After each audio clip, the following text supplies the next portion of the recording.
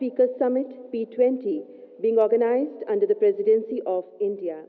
On this occasion, we respectfully welcome Honorable Prime Minister Shri Narendra Modi, Honorable Speaker of the Lok Sabha Shri Om Birla, President Inter-Parliamentary Union His Excellency Mr. Duarte Pacheco.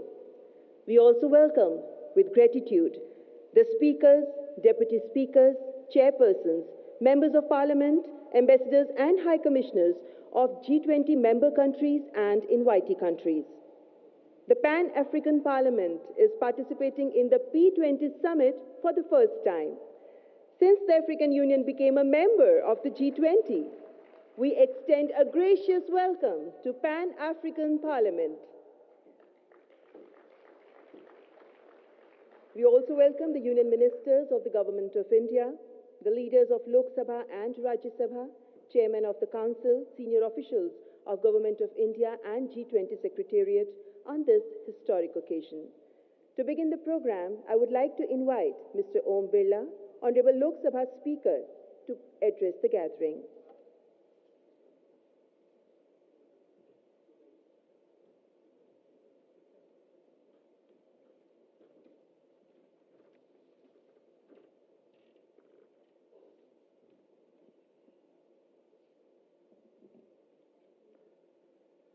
Bharat के माननीय प्रधानमंत्री Shri Narendra Modi ji, IPU के अध्यक्ष Shri Duarte पचेको जी, सभी अतिथिगण, your excellencies, G20 देशों की संसदों के अध्यक्षों के 9वें शिखर सम्मेलन P20 में विश्व भर से आए G20 देशों तथा आमंत्रित देशों के सभी सम्मानीय अतिथियों और देश भर से आए सभी सम्मानीय अतिथियों का लोकतंत्र की जननी भारत में हार्दिक स्वागत करता हूं, अभिनंदन करता हूं। यह अत्यंत गौरव का विषय है कि भारत की अध्यक्षता में हाल में हुए G20 लीडर्स समिट में नई दिल्ली लीडर्स डिक्लेरेशन को सर्वसम्मति से स्वीकार किया गया। ये भारत के माननीय प्रधानमंत्री नरेंद्र मोदी जी के प्रभावशाली नेतृत्व एवं वैश्विक दृष्टिकोण को दर्शाता है। ये वैश्विक चुनौतियों पर G20 देशों की एकजुटता और प्रतिबद्धता का भी प्रमाण है। एक्सेलेंसी, 9वां P20 सम्मेलन लोकतांत्रिक मूल्यों, अंतर्राष्ट्रीय सहयोग तथा वैश्विक महत्व के विषयों एवं समकालीन चुनौतियों के समाधान के साझा संसदीय प्रयासों के लिए हमारी प्रतिबद्धता को दर्शाता है। लोकतंत्र हमारी सबसे अमूल्य विरासत है। लोकतंत्र हमारी जीवन शैली में, हमारे आचार में, हमारे विचार में, व्यवहार में है। एक तरह से ये हमारी संस्कृति और संस्कार में आत्मसात है। इसलिए जब हमारा देश आजाद हुआ था, तब स्वाभाविक रूप से हमने संसदीय लोकतंत्र को अपनाया। वस्तुत लोकतंत्र हमारे शासन तंत्र की पारदर्शिता और जवाबदेही का मूल आधार है। एक्सेलेंसीज, विशालता, विविधता और बहुलता भारत के लोकतंत्र की पहचान है। हमने 75 वर्ष के लोकतंत्र की गौरवशाली यात्रा में जन केंद्रित शासन के माध्यम से आम जनता के जीवन में सामाजिक और आर्थिक बदलाव किए हैं। वसुधैव कुटुंबकम की अवधारणा दरअसल हमारी संस्कृति का बुनियादी सिद्धांत है। इस सम्मेलन का मुख्य विषय one earth, one family, one future के लिए संसदें। हम विश्व को एक परिवार मानते हैं जो हमारी सहभागिता, सहकारिता, सहयोग और संवेदनशीलता की भावनाओं को दर्शाता है। P20 में हम इस भावना को और मजबूत करेंगे। एक्सेलेंसी, पर्यावरण के विषय पर ठोस निर्णायक वैश्विक कार्य योजना आज समय की मांग है। भारत के माननीय प्रधानमंत्री जी ने मिशन लाइफ का जो विजन विश्व के समक्ष रखा, उस पर कल प्री समिट में विस्तृत चर्चा हुई। सभी प्रतिनिधियों का मानना था कि पर्यावरण किसी एक देश का विषय नहीं है, बल्कि हम सबकी व्यक्तिगत और सामूहिक जिम्मेदारी है। हम इसके लिए अपनी जीवन शैली में बदलाव करें जो पर्यावरण के संरक्षण के लिए उपयोगी हो। मुझे अत्यंत प्रसन्नता है कि इस मिशन को G20 समूह के सभी देशों की संसदों का भरपूर समर्थन मिला। सबने अपनी अपनी संसदों में मिशन लाइफ पर चर्चा करने तथा इसे जनता का जन आंदोलन बनाने का स्वरूप देने का भी संकल्प लिया। इसके लिए मैं आप सबका आभार व्यक्त करता हूं। एक्सेलेंसी जी, इस संसदीय शिखर सम्मेलन में चर्चा के लिए केंद्रित विषय लिए गए हैं जो मानव केंद्रित हैं। उन विषयों पर इस सम्मेलन में विस्तार से चर्चा होगी और उस चर्चा के बेहतर परिणाम भी निकलेंगे, ऐसी मेरी आशा है। सम्मेलन में सतत विकास लक्ष्यों की प्राप्ति पर, ग्रीन फ्यूचर के लिए सतत ऊर्जा ट्रांजिशन पर विचार होगा।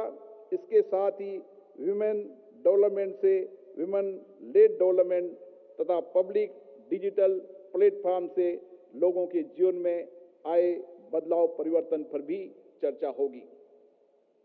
एक्सेलेंसी, सतत विकास लक्ष्य का उद्देश्य मानव के समग्र विकास के माध्यम से एक बेहतर विश्व का निर्माण करना है। भारत में SDG के लक्ष्यों को पाने के लिए नीतिगत योजनाएं बनाई गई है और आवश्यक होने पर कानून भी बनाए हैं। इस पर संसद में व्यापक चर्चा भी हुई है। विकास में पीछे रहे जिलों को आकांक्षी जिला मानकर हमने विकास के समकक्ष उन जिलों को लाने का नीतिगत फैसला किया है और इससे पूरे देश के अंदर एक समान विकास की अवधारणा विकसित हुई है। जलवायु परिवर्तन के दृष्टिकोण से सतत ऊर्जा ट्रांजिशन के दौर की सबसे बड़ी जरूरत है।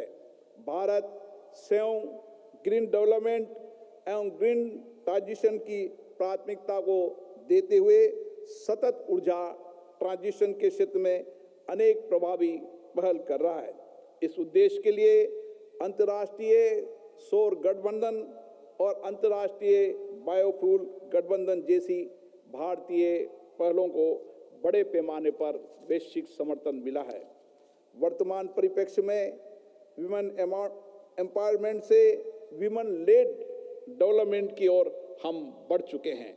मुझे ये बताते हुए अत्यंत प्रसन्नता हो रही है कि भारत की संसद के नए भवन में विशेष सत्र के पहले दिन संविधान में संशोधन, केंद्र और राज्य के निर्वाचित सदनों में महिलाओं के लिए 1/3 33% आरक्षण का प्रावधान किया गया है, जिससे उनकी निर्णयों में कानून बनाने में भागीदारी बढ़ेगी।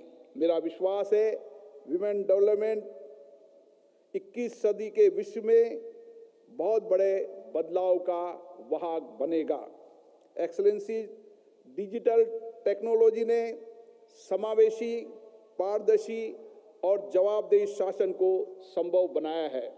सार्वजनिक डिजिटल प्लेटफॉर्म के माध्यम से हम समाज के अंतिम व्यक्ति के जीवन में बदलाव लाने में सफल हुए हैं।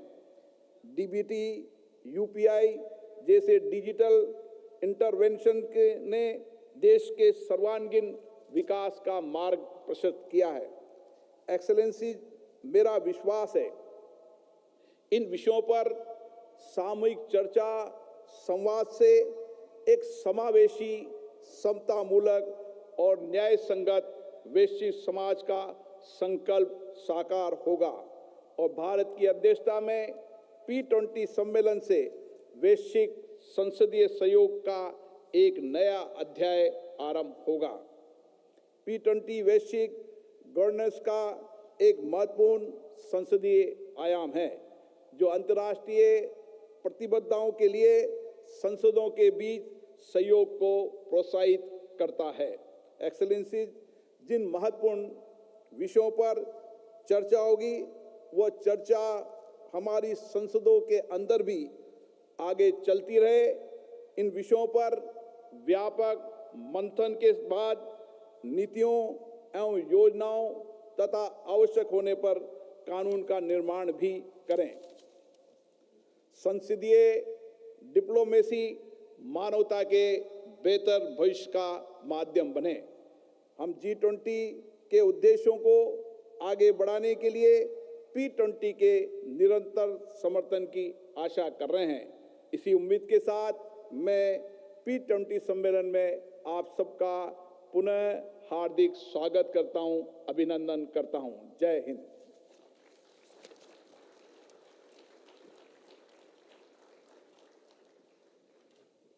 Thank you, Honorable Lok Sabha Speaker, Mr. Om Birla. And now I take this opportunity to humbly request His Excellency, Mr. Duarte Pacheco, to kindly present his address.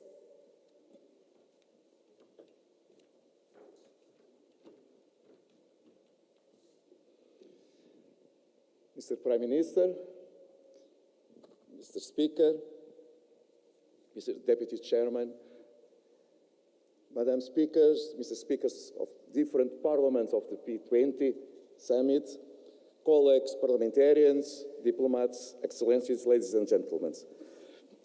First of all, allow me to thank the Parliament of India and in particular the Speaker Om Birla for giving the opportunity to return to New Delhi and to accept the hospitality, the warm hospitality that we always receive when we came to India.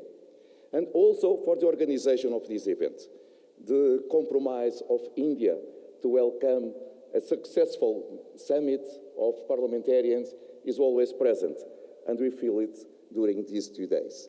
Thank you, Mr. Speaker, for all your compromise to achieve the success of this meeting. And allow me also to congratulate His Excellency, the Prime Minister Modi, for the leadership and a successful leadership for the G20 during this year. It's not a surprise. We know the compromise of the Prime Minister Modi with multilateralism, or the compromise with dialogue, the compromise to achieve agreements for the future. And the slogan, "One Earth, One Family, One Future," is an example of it. It's not possible to ask more. And so, congratulations, Mr. Prime Minister, for the success you achieve. Dear colleagues, we came here to the summit of parliamentarians of the G20.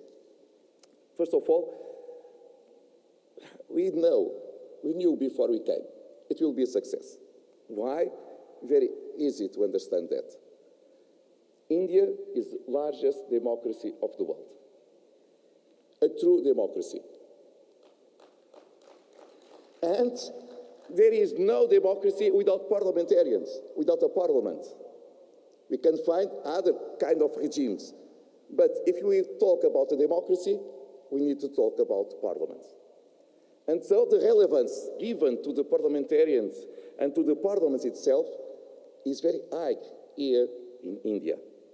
And so it's easy to understand, before we came, that the compromise to join parliamentarians and speakers from the G20, together with other countries also invited, we will work very hard to achieve the success of the summit. Democracy and parliamentarians and parliaments are both sides from the same coin. And so here we are, in India, in New Delhi, in this summit of parliamentarians, a summit of democracy Thank you for all the hospitality, dear colleagues. And also, we need to say that it is very important to remember when this kind of summit was born in Argentina a few years ago, and the success of what we achieve now. Before that, the heads of states, heads of government joined together to discuss important issues to the world. But we parliamentarians represent the people of the world. And so we should also work together to achieve the success we wish to our people. Not let just the governments to do what they need to do, what they should to do, but participate, not in the competition, but as a complementary work to achieve the success we wish to the people we represent. And from an informal meeting, we came to a formal one. And now we have this kind of summits every year with a formal format, joining speakers of parliament from around the world to discuss important issues to the humankind. And we are here to address especially the question of climate change, environment, and to the future. Allow me to say, before that, it's impossible to discuss sustainable development goals and talk about future without peace. And so from here, we should give a strong scream representing the people of our countries. We need to defend peace everywhere, in all continents, in Europe, in Africa, in the Middle East, in Asia, in America. Without peace, forget to discuss sustainable development goals or to discuss other issues. So peace should be on the front page of our worries, always. One single death is too much. It's too much. And we need to defend peace all over the world. And we parliamentarians know how to do it, because we do it inside our parliaments. We discuss very hard with people that have different ideas, but we try to reach consensus. And what we should do is to transform it to the international level. With parliamentarians from different countries with different perspectives. No one is better than the other, are different. But we can work together and to solve our divergences and to go ahead. We don't need to think every day the same about everything. What we need to understand is our goal is to keep peace and development. And for that, we should work together. And just after it, with peace, it's possible to discuss sustainable development goals and environment and other important issues to our people. And here, we need to say that we need a collective action, because sustainable development goals, we are in the middle of the track, but just 12% of the targets are achieved until now. 2015, 2023, and just 12%. And we just have more 7 years to achieve the deadline 2030. So you can imagine how we should work together very hard. We should try to achieve it, because it is essential to the humankind. Again, a country alone will not solve the problem of climate change. We will not achieve the sustainable development we wish to our world. Just together, it will be possible to achieve it. And IPU is a good platform, because it's the only global organization of parliaments. We have different regional ones in Europe, in Africa, in Asia, but global, just IPU. And that's why we should increase our efforts to achieve what we wish. Sustainable development goals on time, so much as possible. 100% it will not be possible, I believe. we need to be real. But 12%, mamma mia. We needed to work harder to achieve 70, 80, 9% at least. And we will do it in accordance with the United Nations Charter, of course, and with the efforts of our governments and our parliamentarians, because we parliamentarians have power in our hands and we should use it to achieve what we wish. Not just talk about the problems, but with concrete actions, because people are asking for actions. People are tired of speech, of important meetings. People wish concrete actions to solve the problems, and we should do it. And finally, because we are here in India, allow me to also to show the appreciation to the increasing of participation of women in this largest democracy in your parliament, Mr. Speaker. It's impossible to think in an inclusive democracy if we forget 50% of the population representation. It's impossible. It's a democracy, but it is not inclusive. So we need to increase the participation of women. Because we are different, men and women, we are different, but we are complementary. Different sensibilities to solve the issues. Maybe if we have more women in the leadership of our countries, we will not have so many wars. Because I don't believe that a woman will be available to send their sons to a war. Just one example why we need to have more women participation in politics and inside our parliaments. But also young people, allow me to say. Because in many countries, we have a representation, representation of young people in parliaments that do not correspond to the society. In many countries, we have 30, 40% of the population, 50% of the population below 30s. But when we see the parliament composition, just 2% of them are there. And so, if young people are not involved, they will not feel represented. Their mind will be available to accept extremist ideas that we don't like, that we fight against them. So it's better to have them involving, participating in the system, because their participation is also a guarantee that they will be inside the system with their energy, with the capacity of innovation, with the wish to transform the society, and it's very good to have them working with us. And here we have a lot of young people participating already. Also, a good example from India around that could be shared around the world. Dear Madam Speakers, Mr. Prime Minister, it's always a pleasure to come to India, to learn with you, to learn with your wisdom, with your simplicity, your capacity to transform the world. We hope that our work here during these 2 days will be very fruitful, and we will come home to apply the things we discuss here. Thank you so much.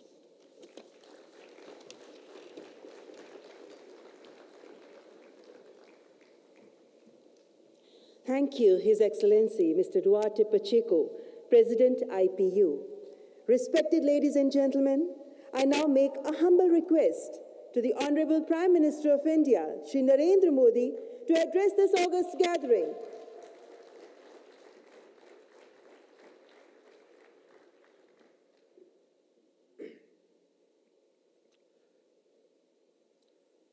नमस्कार। G20 parliamentary speaker summit में मैं आप सभी का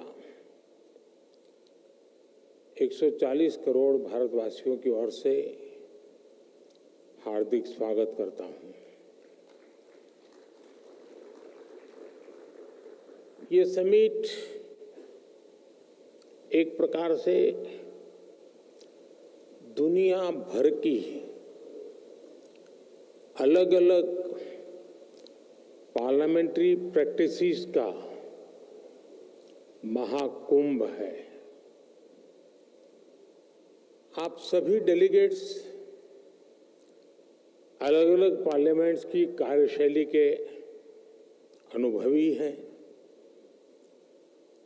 आपका इतने समृद्ध लोकतांत्रिक अनुभवों के साथ भारत आना हम सभी के लिए बहुत सुखद है।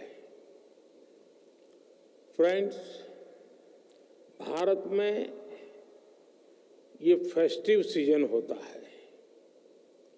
इन दिनों भारत भर में बहुत सारी फेस्टिव एक्टिविटी चलती रहती है, लेकिन G20 ने इस बार फेस्टिव सीजन के उत्साह को पूरे साल भर बनाए रखा है।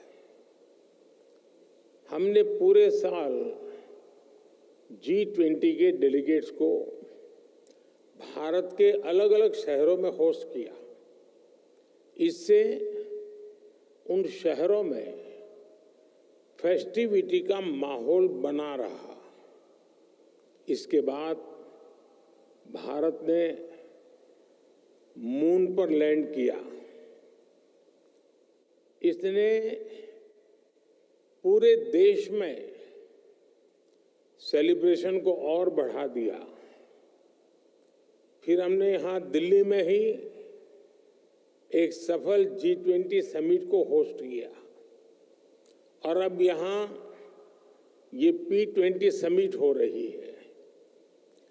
किसी भी देश की सबसे बड़ी ताकत उसके लोग होते हैं, उसके लोगों की इच्छा शक्ति होती है। ये समिट आज लोगों की इस ताकत को भी सेलिब्रेट करने का माध्यम बनी है। साथियों, P20 समिट उस भारत भूमि पर हो रही है जो मदर ऑफ डेमोक्रेसी है, जो दुनिया की सबसे बड़ी डेमोक्रेसी है। दुनिया की विभिन्न पार्लियामेंट्स के प्रतिनिधि के तौर पर आप जानते हैं कि पार्लियामेंट्स डिबेट और डेलिब्रेशंस का महत्वपूर्ण स्थान होती है। हमारे यहाँ हजारों वर्ष पहले भी डिबेट्स और डेलिब्रेशंस के बहुत ही सटीक उदाहरण है।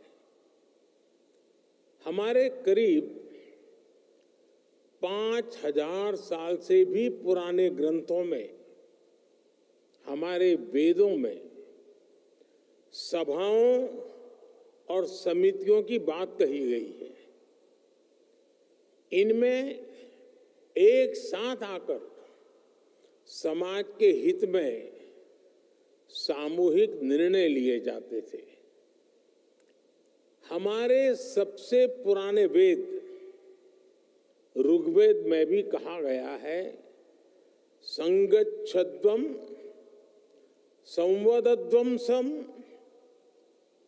मनासी जानताम, यानी हम एक साथ चलें, हम एक साथ बोलें और हमारे मन एक हो। हमारे यहाँ तब भी ग्राम सभाओं में डिबेट के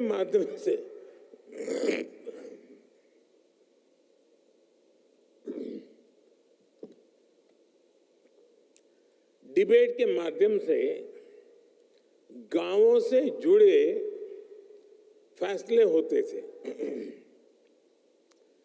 ग्रीक दूत मेगास्थनीज ने भी भारत में जब इस तरह की व्यवस्था को देखा था तो वो हैरान हो गए थे। उन्होंने भारत के विभिन्न राज्यों के इस सिस्टम पर विस्तार से लिखा है। आप ये जानकर भी हैरान रह जाएंगे कि हमारे यहां तमिलनाडु में 9th सेंचुरी का एक शिलालेख है। इसमें विलेज लेजिस्लेटिव्स के रूल्स और कोड्स का उल्लेख है। और आपके लिए ये जानना भी बहुत दिलचस्प होगा कि 1200 साल पुराने उस शिलालेख पर यहां तक लिखा हुआ है कि किस मेंबर को किस कारण से किस परिस्थितियों में डिस्क्वालीफाई किया जा सकता है। ये 1200 साल पहले की बात मैं कर रहा हूं। मैं आपको अनुभव मंटपा के बारे में भी बताना चाहता हूं। मैग्ना कार्टा से भी पहले 12वीं शताब्दी में हमारे यहां अनुभव मंटपा की परंपरा रही है। इसमें भी डिबेट और डिस्कशन को एनकरेज किया जाता था।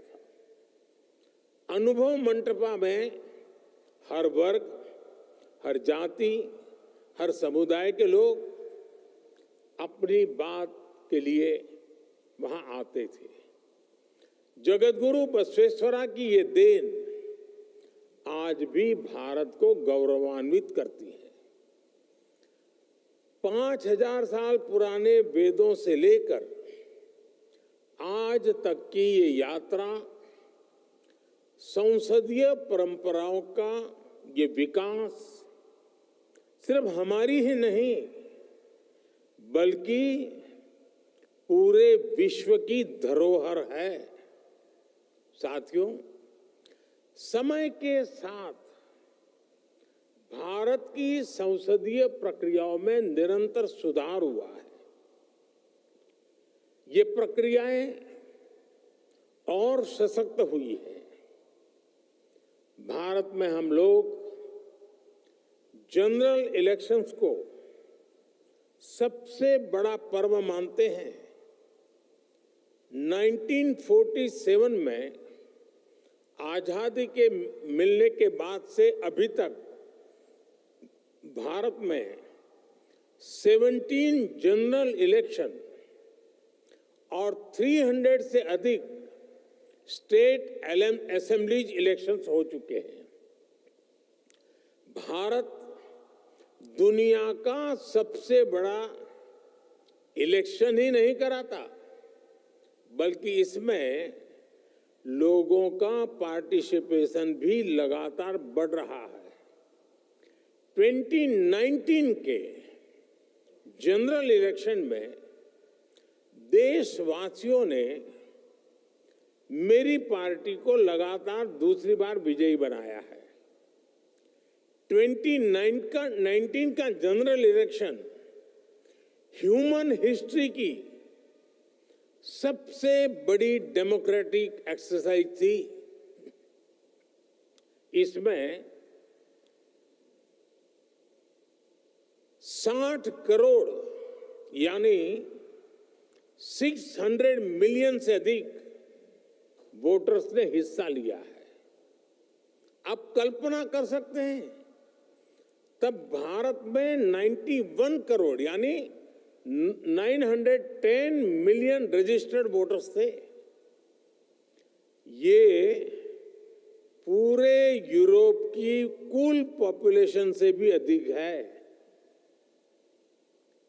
भारत के कुल रजिस्टर्ड वोटर्स में उसमें से 70% के आसपास का टर्नआउट ये दिखाता है कि भारत में पार्लियामेंट्री प्रैक्टिसेस पर लोगों को कितना ज्यादा भरोसा है।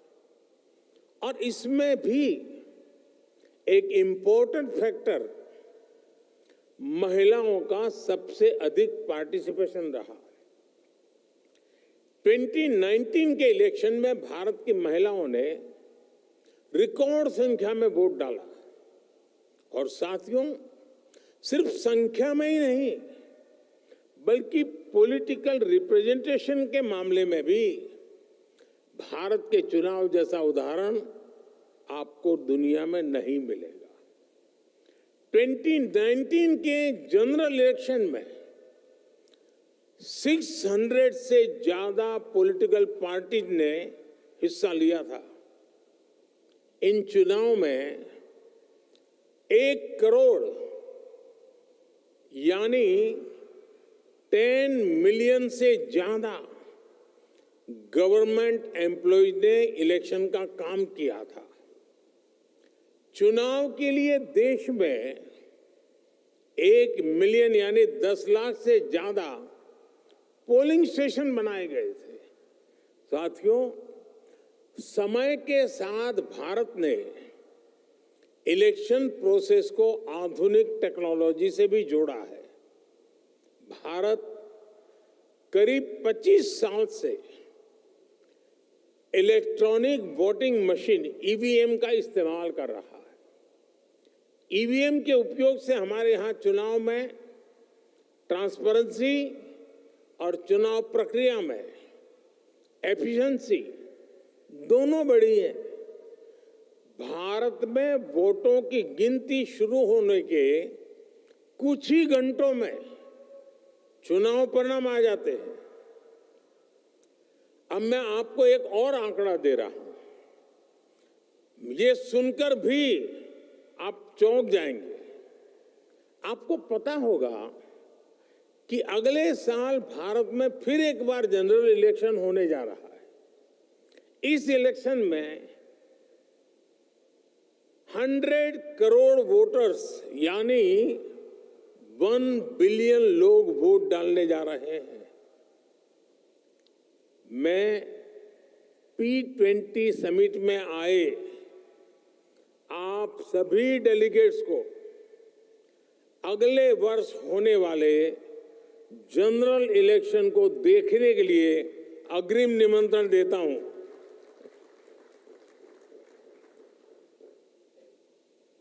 भारत को आपको एक बार फिर होस्ट करने में बहुत खुशी होगी।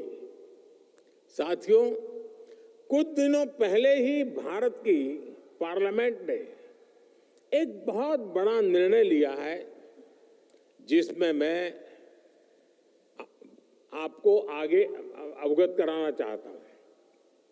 भारत ने अपनी पार्लियामेंट और स्टेट लेजिस्लेटिव असेंबलीज में महिलाओं को 33% रिजर्वेशन देने का निर्णय लिया है।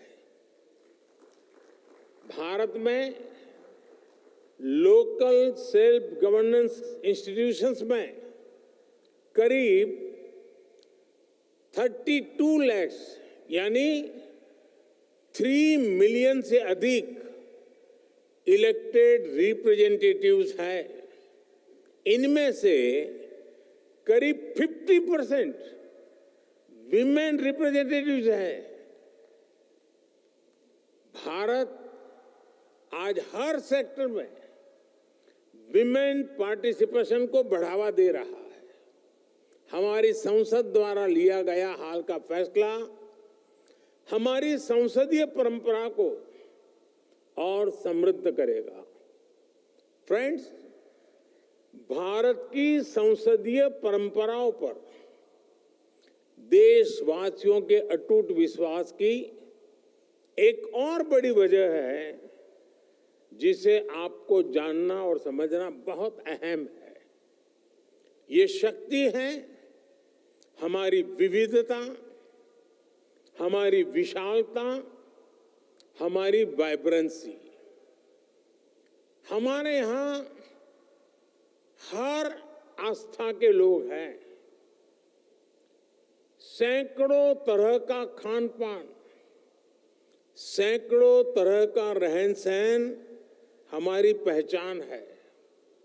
भारत में सैकड़ों भाषाएं बोली जाती हैं। हमारे यहां सैकड़ों बोलियां हैं।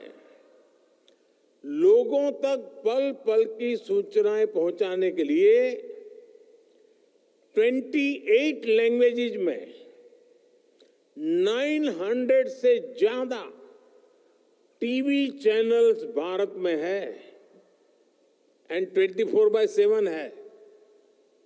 करीब 200 लैंग्वेजेस में हमारे यहाँ 33,000 से ज्यादा अलग अलग न्यूज़पेपर्स पब्लिश होते हैं। हमारे यहाँ सोशल मीडिया के अलग अलग प्लेटफॉर्म्स पर लगभग 3 बिलियन यूजर्स हैं। इससे पता चलता है कि भारत में इंफॉर्मेशन का फ्लो और फ्रीडम ऑफ स्पीच उसका लेवल कितना विराट है, कितना सशक्त है। 21वीं सदी की इस दुनिया में भारत की ये वाइब्रेंसी, विविधता में एकता हमारी बहुत बड़ी शक्ति है। ये वाइब्रेंसी हमें हर चुनौती से लड़ने की, हर मुश्किल का मिलकर समाधान करने की प्रेरणा देती है। फ्रेंड्स, दुनिया के अलग कोनों में जो कुछ भी घट रहा है उससे आज कोई भी अछूता नहीं है। कॉन्फ्लिक्ट्स और कन्फ्रंटेशन से आज दुनिया संकटों से जूझ रही है। इन संकटों से भरी दुनिया किसी के भी हित में नहीं है। मानवता के सामने जो बड़ी चुनौतियां हैं उनका समाधान एक बटी हुई दुनिया नहीं दे सकती। यह शांति और भाईचारे का समय है, साथ मिलकर चलने का समय है, साथ आगे बढ़ने का समय है। यह सबके विकास और कल्याण का समय है। हमें वैश्विक विश्वास के संकट को दूर करना होगा और मानव केंद्रित सोच पर आगे बढ़ना होगा। हमें विश्व को one earth, one family, one future की भावना से देखना होगा। दुनिया से जुड़े फैसले लेने में भागीदारी जितनी अधिक होगी उतना ही बड़ा इम्पैक्ट होगा।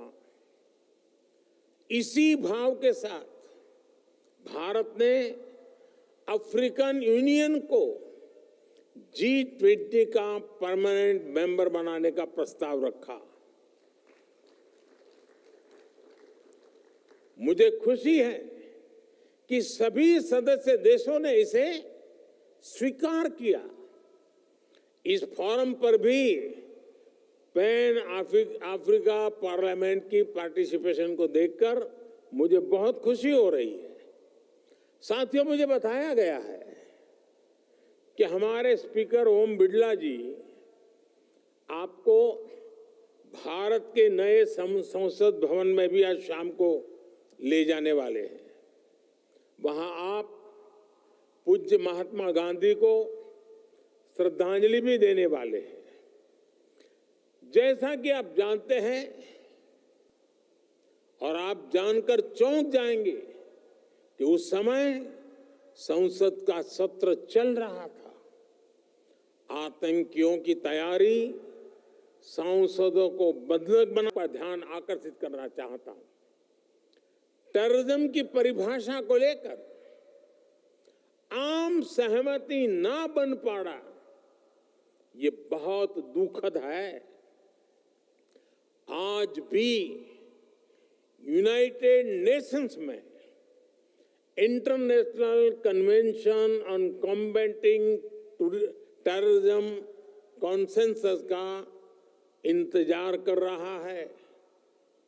दुनिया के इसी रवैये का फायदा मानवता के दुश्मन उठा रहे हैं। दुनिया भर की पार्लियामेंट्स को, रिप्रेजेंटेटिव्स को ये सोचना होगा कि टेररिज्म के विरुद्ध इस लड़ाई में हम कैसे मिलकर काम कर सके। साथियों, दुनिया की चुनौतियों से निपटने के लिए जन भागीदारी से बेहतर माध्यम नहीं हो सकता। मेरा हमेशा से ही मानना रहा है कि सरकारें बहुमत से बनती है, पर देश सहमति से चलता है।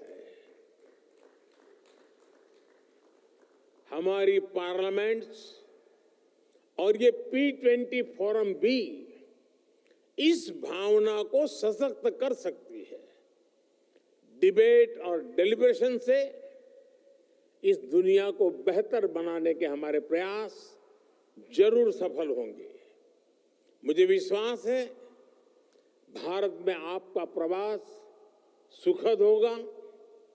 मैं एक बार फिर आप सभी को इस समिट की सफलता और भारत में आपकी सुखद यात्रा की शुभकामना देता हूं। बहुत बहुत धन्यवाद।